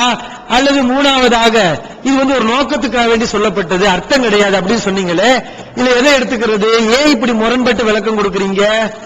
இது இப்படித்தான் சஹாபாக்களுடைய கூற்றுக்கள் எடுக்கலாம் என்று போனவர்கள் அதை எல்லாத்தையும் சொல்லி எதை வேணா எடுத்துக்கலாம் சொல்லுவாங்களே தவிர இவங்க சொல்லக்கூடிய அர்த்தத்தை மட்டும் எடுக்காதீங்க அப்படிங்கிற ஒரு நோக்கத்துக்காக வேண்டித்தான் இவங்க ஆய்வு பண்ணிருக்காங்க. எதிரான விளக்கம் என்ன விளக்கமா இருந்தாலும் சரி, அது என்ன விளக்கமா இருந்தாலும் சரி, அதை ஏத்துக்கலாமா, நம்ம சொல்லக்கூடிய ஏத்துக்கிற கூடாது. இதைத்தான் அவங்க கொள்கையாக கொண்டிருக்காங்களே தவிர உண்மையை சொல்லி ஆதாரங்களை சொல்லி இதுதான் சரியான கருத்து, இது தப்பான கருத்து என்று புரிய வைப்பது இவருடைய நோக்கமே கிடையாது. அடுத்து இரண்டாவது செய்தியில அவர் பேசுறார், ஒரு கேள்வி கேட்கிறார். நம்ம சொல்லி இருந்தோம் இந்த எழுத்துக்களுக்கு அர்த்தம் தெரியாது, அர்த்தம் இல்ல அப்படின்னு நம்ம சொன்னோம். அதுக்கு அவர் சொல்றாரு டிஎன்டிஜே அப்படின்னு நம்ம சொல்றோம். இதுக்கு அர்த்தம் இல்லாமையா சொல்றோம், தனித்தனி எழுத்து தானே. டிஎன்டிஜேனா தமிழ்நாடு தௌஹீத் ஜமாத்துன்னு ஏதாவது ஒரு அர்த்தம் இருக்கத்தானே செய்யுது. அப்படிங்கும் போது நீங்க எப்படி அர்த்தம் இல்லைன்னு எப்படி சொல்லலாம் அப்படின்னு கேட்கிறாரு. இன்றைக்கு அவர்கள் எந்த ஜமாத்தை சார்ந்திருக்கிறார்களோ அந்த ஜமாத்தை பற்றி நீங்கள் கேட்டால் நீங்கள் எந்த ஜமாத், T full stop, N full stop, T full stop, J full stop, TNTJ ஜமாத்தை நாங்கள் சார்ந்திருக்கிறோம் என்று சொல்கிறார்களா இல்லையா? இங்கு தனித்தனி எழுத்துக்கள் எழுதப்பட்டிருக்கிறது, இது அர்த்தமில்லாமல் எழுதப்பட்டிருக்கிறதா? அன்பிற்குரிய சகோதரர்களே, முதல் பிஜே அவர்கள் அங்க எழுதினது என்ன, இவர் சொல்றது என்ன, அதை முதல் நம்ம பார்க்கணும். இரண்டாவது நம்பர் போட்டு பொருள் செய்ய முடியாத எழுத்துக்கள் என்று பிஜே அவர்கள் எழுதுறாங்க. அதுல அவங்க சொல்றாங்க, திருக்குர்ஆனில் சில அத்தியாயங்களின் துவக்கத்தில் தனித்தனி எழுத்துக்கள் இடம்பெற்றிருக்கும். தனித்தனி எழுத்துக்களுக்கு எந்த மொழியிலும் பொருள் செய்ய முடியாது என்பதை நாம் அறிவோம். உதாரணமாக சன் என்று கூறினால் இதற்கு பொருள் கூற முடியும். SUN என தனித்தனியாக கூறினால் 3 எழுத்துக்களை கூறியுள்ளோம் என்பதை தவிர இதற்கு எந்த அர்த்தமும் இருக்க முடியாது. இதுபோலவே அரபு மொழியில் அலம் என்று கூறினால் இதற்கு பொருள் கூற முடியும். அலிஃப் லாம் மீம் என சொல்லின் எழுத்துக்களை தனித்தனியாக கூறினால் அரபு மொழியில் உள்ள 3 எழுத்துக்களை கூறினோம் என்பதை தவிர வேறு அர்த்தமும் இதற்கு இருக்க முடியாது, வேற எந்த அர்த்தமும் இருக்க முடியாதுன்னு எழுதுறார். இங்க என்ன எழுதினார் அவரு? சுருக்கப்பட்ட எழுத்துக்களுக்கு அர்த்தம் இல்லைன்னு எழுதினாரா, அல்லது ஒரு வார்த்தையை தனித்தனியா பிரிச்சு சொன்னா அதுக்கு அர்த்தம் இல்லைன்னு எழுதினாரா? நீங்க எப்ப டிஎன்டிஜேவை கொண்டு வரணும்? சுருக்கப்பட்ட எழுத்துக்களுக்கு அர்த்தம் கிடையாது அப்படின்னு அவர் எழுதியிருந்தா அப்ப நீங்க கொண்டு ஒரு டிஎன்டிஜே எடுத்து காமிக்கலாம். டிஎன்டிஜே சுருக்கப்பட்ட எழுத்து தானே, அதுக்கு ஒரு அர்த்தம் இருக்கத்தானே செய்து நீங்க காட்டலாம். அவர் சுருக்கப்பட்ட எழுத்துக்களுக்கு அர்த்தம் இல்லைன்னா சொன்னாரு. அவர் அங்க எழுதக்கூடியது என்னது? ஒரு வார்த்தையை பிரிச்சு எழுதுறது, சேர்ந்து இருக்கக்கூடிய வார்த்தையை பிரிச்சு பிரிச்சு எழுதுறது. இப்படி பிரிச்சு எழுதுனா அர்த்தம் இல்லைன்னு எழுதியிருக்காரு. அதுக்கு உங்களால ஆதாரம் காட்ட முடியுமா? அதுக்கு ஆதாரம் காட்ட முடியாது. பிரிச்சு பிரிச்சு எழுதுனா அர்த்தம் இல்லதான். அம்மான்னு சொல்றோம், அது அம்மான்னு சொல்லாம ஆ இம் மா இப்படி சொன்னா அர்த்தம் இருக்கா? அர்த்தம் இல்லதான். இத கூட விளங்காம அவர் அங்க சுருக்கப்பட்டதை பத்தி பேசவே இல்லை. ஆனா இவர் கேட்கக்கூடிய கேள்வி சுருக்கப்பட்ட எழுத்துக்கு அர்த்தம் இருக்கத்தானே செய்யுது. யாரு மறுத்தா? சுருக்கப்பட்ட எழுத்துக்கு அர்த்தம் இல்லைன்னு சொல்லி யாரு சொன்னா? அர்த்தம் இருக்கதான் செய்யுது. ஒரு வார்த்தையை பிரிச்சு சொன்ன அர்த்தம் இருக்கா? அதுக்கு ஆதாரம் காட்டுங்க. சுருக்குறதுக்கு ஆதாரம் இருக்கு, சுருக்குறது சரிதான், அர்த்தத்தோட சுருக்குவாங்க. நம்முடைய கேள்வி அது கிடையாது. சேர்ந்து இருக்கக்கூடிய ஒரு வார்த்தையை பிரிச்சு சொன்னா அதுக்கு அர்த்தம் இருக்கா? இதைத்தான் அவர் கேட்டிருக்காரு. சம்பந்தம் இல்லாத சொல்றாரு. சரி, டிஎன்டிஜே அதுக்கு அர்த்தம் இருக்கு, தனித்தனி எழுத்து தான், அதுக்கு அர்த்தம் இருக்கு. ஏன் அர்த்தம் இருக்கு? தமிழ்நாடு தௌஹீத் ஜமாத் என்று மக்களுக்கெல்லாம் தெரிகிறது, மக்கள் எல்லாம் புரிந்து வைத்திருக்கிறார்கள். டிஎன்டிஜே என்னன்னு கேட்டா சொல்லிடுவாங்க. டிஎன்டிஜே என்னன்னு கேட்டா தமிழ்நாடு தௌஹீத் ஜமாத் சொல்லுவாங்க. அந்த மாதிரி அலிஃப் லாம் மீம்க்கு நீங்க சொல்ல முடியுமா? அர்த்தம் இருக்குன்னு சொல்ல முடியுமா? சொல்ல முடியாது. கேட்டா அல்லாஹ்வுக்கு தெரியுங்கிறீங்க, கேட்டா அல்லாஹ்வுக்கு தெரியுங்கிறீங்க, ஒண்ணுமே இதுக்கு அர்த்தம் நமக்கு தெரியாதுங்கிறீங்க. அப்ப டிஎன்டிஜே நீங்க உதாரணம் காட்டலாமா? இது எந்த விதத்திலும் சரி கிடையாது. இன்னும் சகோதரர் ஒரு கேள்வியை கேட்கிறாரு. ஒரு அறிவாளி பொருளை இல்லாமல் சொல்வானா அப்படின்னு கேட்கிறாரு. பொருளை இல்லாம ஒரு வார்த்தை அறிவாளி சொல்வானா? நம்ம இந்த எழுத்துக்களுக்கெல்லாம் பொருள் கிடையாது, அது ஒரு நோக்கத்துக்காக வேண்டி இலக்கியத்துக்காண்டி சொல்லப்பட்ட எழுத்துக்கள் அப்படின்னு நம்ம சொல்றோம். ஆனா அவர் கேட்கிறாரு, அறிவாளி அர்த்தமே இல்லாம சொல்லுவானான்னு கேட்கிறாரு. இது ஏன் இந்த கேள்வி வருது? அரபு மொழியை பத்தி தெரியாதனால இந்த கேள்வி வருது. அரபு மொழியில என்ன செய்வாங்கன்னா அர்த்தமே இல்லாத எழுத்துக்களை சொல்லுவாங்க, ஆனா ஒரு நோக்கத்துக்காண்டி சொல்லுவாங்க. குர்ஆன்ல அந்த மாதிரி அல்லாஹ் பயன்படுத்துகிறான். லா உக்ஸிமு பிஹாதல் பலத் அப்படின்னு குர்ஆன் வசனம். இதுக்கு என்ன அர்த்தம்? இந்த ஊரின் மீது சத்தியமாகன்னு அர்த்தம். லாவுக்கு அர்த்தம் இருக்கா? லாவுக்கு இங்க அர்த்தமே கிடையாது. அர்த்தமே இல்லாதனால அல்லாஹ் லாவ போட்டிருக்கான். ஏன் அல்லாஹ் லாவ சொன்னா? அதை சொன்னாதான் இனிமையா இருக்கும். அது அரபு மொழியில உள்ளது, இலக்கியம். அது அர்த்தமே இல்ல அப்படிங்கறதுக்காண்டி ஒதுக்க முடியாது. அதான் ஒதுக்குனா அர்த்தமே இல்லைன்னு சொல்லி இவர் சொல்ற மாதிரி ஒதுக்குனா என்ன ஆகும்? இலக்கியத்தை அல்லாஹ் பேணவில்லை அப்படின்னு ஒரு கேள்வி வரும். அது மாதிரி அல்லாஹ் சொல்கிறான், அலைஸல்லாஹு பி காஃபின் அப்தா, அடியானுக்கு அல்லாஹ் போதுமானவனாக இல்லையா? பி காஃபின் வருது. பி அந்த பேங்கிறது அர்த்தம் கிடையாது, ஜாயிதாம்பாங்க, அர்த்தம் இல்ல. இது அரபு மொழியில இருக்கு. நம்ம தமிழ் மொழியில அந்த மாதிரி வார்த்தைகளை பயன்படுத்த மாட்டோம், அர்த்தம் இல்லாம பயன்படுத்த மாட்டோம். ஆனா அரபு மொழியில அர்த்தம் இல்லாமல் எழுத்துக்களை பயன்படுத்துவார்கள். அதுக்கு அர்த்தம் இருக்காதே தவிர, ஆனால் அதுக்கு ஒரு நோக்கம் இருக்கும். அதனால அதை சொல்றதுனால ஒரு பிரயோஜனம் இருக்கும். என்ன பிரயோஜனம்? இலக்கியம். இலக்கியம் நல்ல அரபு மொழி இலக்கியமா இருக்கும், அதுக்காக வேண்டி சொல்லப்படும். இப்போ குர்ஆனுக்கு முன்னாடி போடப்பட்டிருக்கு இந்த எழுத்துக்களுக்கு. இந்த எழுத்துக்கள்லாம் அர்த்தம் இல்லை என்று நாம் சொன்னாலும், ஆனால் ஒரு நோக்கமே இல்லாம சொல்லப்பட்டிருக்கா? கிடையாது. இலக்கியத்தை வெல்வதற்காக வேண்டி சொல்லப்பட்டிருக்கிறது. அதற்கான ஆதாரத்தை நம்ம என்ன செய்வோம்? பின்னாடி சொல்லுவோம். இவர் தமிழ் மொழி மாதிரி அர்த்தமே இல்லாம ஒரு வார்த்தை சொல்ல முடியுமாங்கிறாரு. அரபில இருக்கே, அர்த்தமே இல்லாம சொல்லுவாங்களே, இலக்கியத்துக்காண்டி சொல்றாங்களே, இது அவருக்கு தெரியல. இன்னும் அவர் இது சுருக்கப்பட்ட எழுத்துக்களுக்கு அர்த்தம் இருக்க முடியும் என்பதற்கு அவர் ஒரு ஆதாரத்தை காட்டுறாரு. எப்படி ஆதாரத்தை காட்டுறாரு? இந்த ஏதாவது அரபுல இலக்கியங்கள் இருக்கு. அரபுகள் பேசுவாங்க. எப்படி பேசுவாங்கன்னா, நீ சாப்பிட்டால் நான் சா, நீ அடித்தால் நான் ஆ, இப்படின்னு நம்ம பேசுறோம் இல்லையா? இப்ப நீ சாப்பிட்டால் நான் சான்னு சொன்னா என்ன அர்த்தம்? சாப்பிடுவேன்னு அர்த்தம். நீ அடித்தால் நான் ஆ அப்படின்னு சொன்ன என்ன அர்த்தம்? நான் அடிப்பேன்னு அர்த்தம். இப்படி சுருக்கி நம்ம பயன்படுத்துறோம். அரபில இந்த மாதிரி சுருக்கி இருக்காங்க அப்படிங்கிறாரு. அதுக்கு ஒரு கவிதையை சொல்றாரு. பில் ஹைரி ஹைராத்துன் வ இன் ஷர்ரன் ஃபா, நல்லது செஞ்சா நல்லது செய்வேன், தீமை செஞ்சா ஃபா, ஃபா மட்டும் தான் இருக்கு, ஃபா ஷர்ருன் இருக்கும். தீமையை செய்வேன், வலா உரீது ஷர்ர, நான் தீமை செய்ய நினைக்க மாட்டேன், இல்லா அன்தா தஷான் இருக்கும், நீ நாடினாலே தவிர, நீ தீமை செய்யனா நான் தீமை செய்ய நாடுவேன் அப்படின்னு அரபு மொழியில இருக்குன்னு சொல்லி, அப்ப இந்த மாதிரி அரபு மொழியில சுருக்குறது இருக்கு, அதனால இந்த வசனங்களுக்கு எல்லாம் அர்த்தம் இருக்கு அப்படிங்கிறாரு. நம்ம கேட்கக்கூடிய கேள்வின்னா, முதல் இந்த அலிஃப் லாம் சுருக்கப்பட்ட எழுத்துன்னு உங்களுக்கு யாரு சொன்னா? அதுக்கு என்ன ஆதாரம்? இந்த கவிதையில உள்ள மாதிரி சுருக்கி அல்லாஹ் சொல்லி இருக்கான் அப்படிங்கிறதுக்கு என்ன ஆதாரம்? சுருக்காம கூட இருக்கலாம். அலிஃப் லாம் மீம்க்கு மட்டும் அல்லாஹ்வுக்கு ஒரு அர்த்தம் வச்சிருக்கலாம், காஃபுக்கு இந்த அர்த்தம் என்று அல்லாஹ் நினைத்திருக்கலாம்.